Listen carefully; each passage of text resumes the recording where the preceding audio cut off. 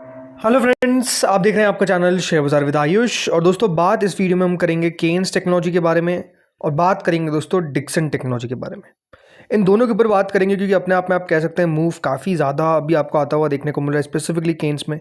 और मूव की बात करता हूँ वो नेगेटिव है, मतलब लगातार दोस्तों जो शेयर है वो नीचे हमको जाता हुआ देखने को मिल रहा है। तो चर्चा इसके बारे में करेंगे एंड डिक्सन पे भी बात करेंगे। इस बात का ध्यान रखिएगा, जो हम चर्चा कर रहे हैं वो प्योरली ऑन फैक्ट्स कर रहे हैं, कोई भी बाय सेल रिकमेंडेशन नहीं है। अगर बाय सेल आप करते हैं तो अपने फाइनेंशियल एडवाइजर से कंसल्ट करें। एज ए डिस्क्लेमर ये बताना ज़रूरी है, बिकॉज बाय सेल करने से पहले आपको अपने फाइनेंशियल एडवाइजर से पता होना चाहिए कि आपको बाय करना है फिर नहीं। तो इस वीडियो को बाय सेल के तौर पे बिल्कुल भी मत लीजिएगा। और वीडियो में आगे बढ़ने से पहले अभी तक अगर आपने चैनल को सब्सक्राइब नहीं किया है और फर्स्ट टाइम विजिट किया तो फिर आप लोग जरूर चैनल को सब्सक्राइब भी कर लेना। चलिए, आज अगर दोस्तों आप केन्स को देखेंगे तो हुआ क्या, वापस से शेयर 2.74% गिरता हुआ देखने को मिला है। 84 पॉइंट्स के आसपास की गिरावट आपको देखने को मिली है। और जब केन्स के दोस्तों नंबर्स निकल कर आए तब भी आपको ने एक ही बात कही थी कि काफ़ी ख़राब नंबर्स है। और उसके बाद से अगर आप लगातार देखेंगे तो केन्स के नंबर्स के दिन जब आए उसके अगले दिन 20% शेयर टूटा, उसके बाद भी गिरा। और अब क्या हो गया कि लगातार दोस्तों सिर्फ स्लिप ही होता हुआ देखने को मिल रहा है, मतलब कोई भी लेवल पर दोस्तों बाइंग जो है वो नहीं आ रही है। आज बड़ी बात क्या है, आज बड़ी बात ये है दोस्तों कि ये 3000 के भी नीचे स्लिप हो गया। 2995 का आज का लो है, 3007 की आज की क्लोजिंग है। मतलब दिन के लोअर्स पर जाके दोस्तों शेयर बंद होता हुआ देखने को मिल रहा है। इस प्रकार का खराब जो सेशन है वो आपको देखने को मिला है केन्स के अंदर। लगातार जैसे मैंने कहा बिकवाली आपको आती हुई देखने को मिल रही है। और अर्निंग से मार्केट इतना डिसअपॉइंट है कि दोस्तों रिकवरी के नाम पर यहाँ पर कुछ भी आपको आता हुआ देखने को नहीं मिल रहा। मतलब रिकवरी जो है वो तो आप कह सकते हैं गायब ही है। क्यों ऐसा होता हुआ दिख रहा है? रीज़न सिंपल है कि आप अगर बहुत ऊंची वैल्यूएशन पे ट्रेड करेंगे, अगर आपको मार्केट 100 की पी दे रहा है, कभी 150 की पी दे रहा है, कभी 70 की पी दे रहा है, तो वैसी परफॉर्मेंस भी आपको दिखानी पड़ेगी। आज एक कंपनी है जिसका नाम है दोस्तों BEL। कल रिजल्ट्स आए थे, उसमें आपको मैंने बात करी।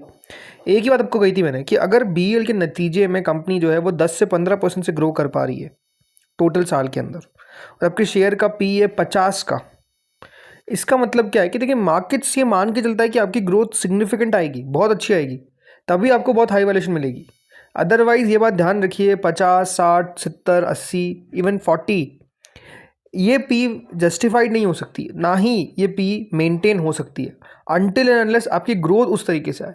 अगर आप ग्रोथ दिखा पाएंगे then only market will give you that valuation. और वो वैल्यूएशन कब तक टिक पाएगी? जब आपकी वो अर्निंग्स में भी शो होगी कि हाँ भैया ग्रोथ बहुत अच्छी हो रही है। सेम केस केन्स के साथ भी है। जब अर्निंग्स अच्छी आ रही थी, जब कंपनी ग्रो कर रही थी तो रिटर्न्स शानदार थे।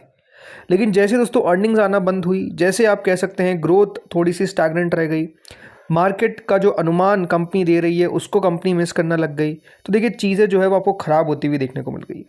राइट, अभी भी अगर आप मैनेजमेंट को देखेंगे तो मैनेजमेंट की गाइडेंस क्या है? FY27 के अंदर मैनेजमेंट कहता है कि 30% की रेवेन्यू ग्रोथ जो है वो हम दिखाएंगे FY27 के अंदर, while this is a reduction from there previous 40 to 50% growth expectation. मतलब आप सोचिए कि जो कंपनी समय 50% की ग्रोथ की बात करती है, फिर कहती है कि नहीं हम अब 30% से ग्रो करेंगे। मतलब कंपनी खुद ने ही 20% तो घटा दिया है। अब वो 30% से कर भी पाएंगे कि नहीं कर पाएंगे, मार्केट कैसे भरोसा करे? सवाल ये है कि देखिए मार्केट जो है फिर वो याद रखिए भरोसा करना बंद कर देता है अनटिल अनलेस आप अपने नंबर्स में दिखा देते कि हाँ नहीं हम तो देखिए ग्रो कर रहे हैं, तो फिर बात बढ़िया है। प्लस कंपनी अपने आप को शिफ्ट भी कर रही है। कंपनी कहती है कि अब हम EMS से शिफ्ट होते हुए नजर आएंगे, तो वो भी मार्केट देख रहा है कि कितने आसानी से शिफ्ट हो जाते हैं, प्लस कितना रेवेन्यू ग्रोथ आ पाती है। इसके अलावा लॉन्ग टर्म रेवेन्यू गोल्स में कंपनी का गोल है कि करीबन $1 बिलियन का आसपास का कंपनी को रेवेन्यू जो है वो हिट करना है, स्ट्रक्चरल टारगेट है इनका। इसके अलावा कंपनी कहती है कि FY28 तक तो इतना करना है, FY30 तक हम $2 बिलियन तक का रेवेन्यू लाना है। मतलब लगभग आप कह सकते हैं $2 बिलियन, उस समय तो आप कह सकते हैं 100 का हो ही जाएगा रुपया, अभी हो जाएगा। तो भी हम मान लेते हैं कि 20,000 करोड़ कंपनी कह रही है कि FY30 तक कंपनी अपने रेवेन्यू को लेकर जाएगी। राइट, तो वही बात है ना कि क्या वो लेकर जा पाएंगे कि नहीं, ये कब पक्का होगा? जब अब हम कंपनी के आने वाले क्वार्टर्स और पूरे FY27 के अंदर कंपनी की ग्रोथ एक्चुअली 30% रहे, और ये हो पाएगा देन ओनली मार्केट याद रखिएगा इनके ऊपर भरोसा करेगा। एक और इंपॉर्टेंट डेटा आपको बताता हूँ, वो है FIIs DIS का। हर हर कंपनी के अंदर आप देखेंगे तो शेयर होल्डिंग होती है। राइट, यहाँ पर अगर आप नोटिस करेंगे तो हुआ क्या है कि पहले FIs की स्टेक अपने आप में दोस्तों लगातार आपको बढ़ती हुई देखने को मिलती थी, बट पिछले कुछ क्वार्टर्स के अंदर हो क्या रहा है, लगातार जो FIs की स्टेक है वो दोस्तों केन्स के अंदर कम होती जा रही है। नाउ जो स्टेक है वो सिर्फ 7.28% पर आ गई है। मार्च 2026 का डेटा है। अब किसी को नहीं पता कि जब अगला डेटा आता हुआ देखने को मिलेगा जून का, तो उसके अंदर कितना कंपनी के अंदर होल्डिंग रहेगा, क्या वो और नीचे चल जाएगा। और इंटरेस्टिंग बात क्या है कि ये होल्डिंग सिर्फ एफआईएस की कम नहीं हुई है, डीआईएस की भी कम हुई है। डीआईएस जो दोस्तों सितंबर 2025 तक लगभग 23% होल्ड करते थे कंपनी के अंदर हिस्सा, वो आप देखिए अब 15% पर आ चुका है। तो जो स्मार्ट मनी होती है, स्मार्ट मनी एफआईएस डीआईएस को ही बोलते हैं, उनके द्वारा दोस्तों अगर आप देखेंगे काफ़ी तेज़ी से पैसा निकाला जा रहा है। तो ये एक तरीके का दोस्तों डेटा आप कह सकते हैं, एक तरीके का इंपॉर्टेंट पॉइंट होता है जिसको आप चाहे तो अपने खुद के शेयर्स में भी देखिए कि आपके स्टॉक में एफआईएस डीआईएस क्या कर रहे हैं। मतलब आपके ज़रूरी नहीं कि केन्स हो, आपके ऐसा अगर कोई दूसरा कंपनी भी है तो भी देखिए कि क्या हो रहा है वहाँ पर, क्या एफआईएस डीआईएस की लगातार सेलिंग दिख रही है। एक आधा क्वार्टर 2 क्वार्टर में अगर एफआईएस डीआईएस बेचते कोई दिक्कत वाली बात नहीं है, बट यह कंटिन्यूसली और अच्छे परसेंटेज में बेच रहे हैं। जैसे कि 10% स्टेक था सितंबर तक, वो आप देखिए सिर्फ 7% रह गया है। तो कितना तेज़ी से कम होता हुआ देखने को मिला है। तो क्या ये आपके साथ भी, आपके शेयर के साथ भी हो रहा है, ये भी आप देख सकते हैं।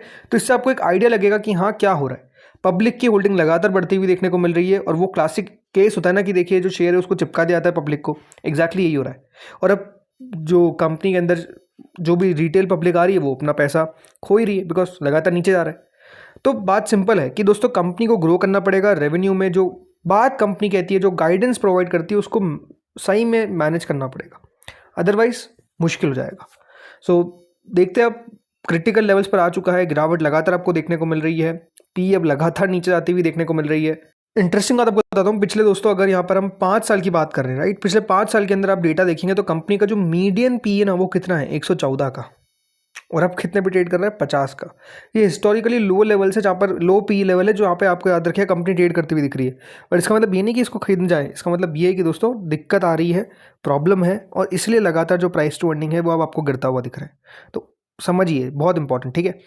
अब आते हैं दोस्तों एक और कंपनी जिसका नाम है डिक्सन। अब डिक्सन कह सकते हैं उतना नहीं गिरा है, लास्ट 5 दिनों में ठीक है, 1 महीने में 2%, 6 महीने में इसकी भी पिटाई हुई है। मतलब सारे ईएमएस प्लेयर्स की पिटाई होती हुई देखने को मिली है। कौन डिक्सन, कौन केन्स, एम्बर, जो भी देखिए कंपनी आपको देखने को मिल जाती है, सबकी पिटाई काफ़ी अच्छे तरीके से होती हुई देखने को मिल रही है।